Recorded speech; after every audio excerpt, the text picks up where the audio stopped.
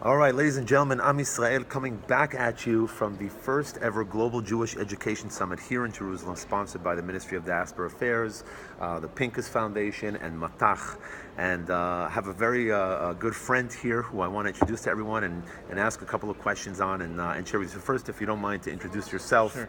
who you are and what we're doing here. Sure. My name is Lee Buckman. I'm the former head of school at Tannenbaum Chad. It's the Community Hebrew Academy of Toronto, one of the larger Jewish day high schools in North America. And prior to that, I was a head of school in 2 other cities.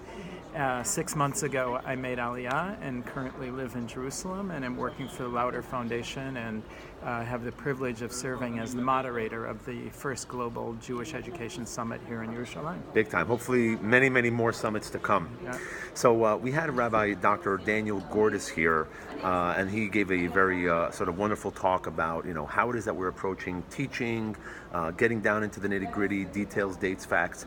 And a question I asked was, all throughout history, our leadership, from the prophets to Moses to Herzl, and I don't know, post-Herzl, but, sort of giving our people a sort of hope, a vision, something to go towards. And we talked a little bit about that. Can you share a bit about what your thoughts are on that? Yeah, I think that currently the relationship between Jews in the diaspora and Jews in the state of Israel, there's a sense of tension, distance, disconnect between the two, and many people attribute it to the political policies of the current government. They attribute it to liberalism, to secularism on campus, a lot of isms that are responsible for this disconnect. But to me, I think the fundamental issue that is causing the distance, so to speak, is a lack of vision. At one time in history, in Zionist history, in early Israeli history, it was a vision that was inspiring, and that was connecting. And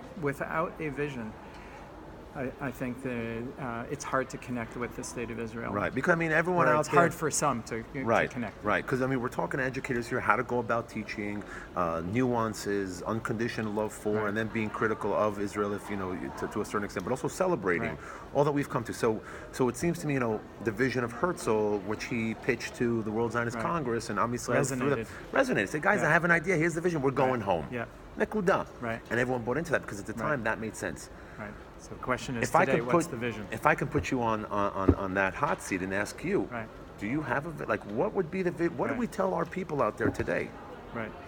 And we might not know. I don't know. It might be evolving. But what is it today? I can tell you that having been here only 6 months, I don't know if I'm the best person to ask to articulate a vision, but I can tell you that the vision cannot be a vision that revolves around crisis, Zionism. In other words, that Israel is an ir miklat, it's a shelter, it's an insurance policy when things are bad, it's a place to run to. It can't just be that. Israel cannot be something that I stand for when Israel's under attack on university campuses.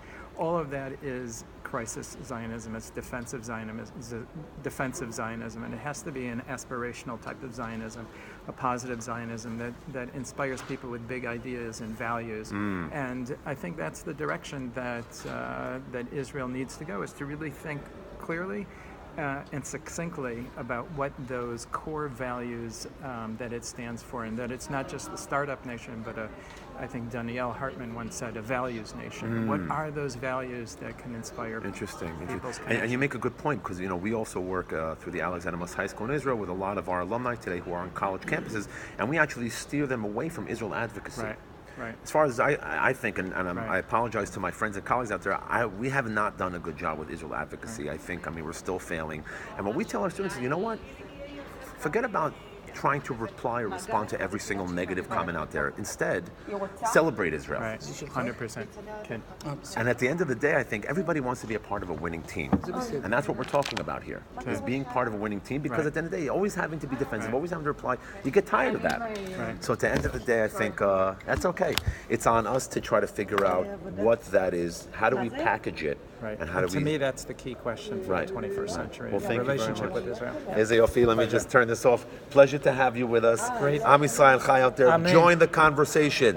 Come and live here. Amen.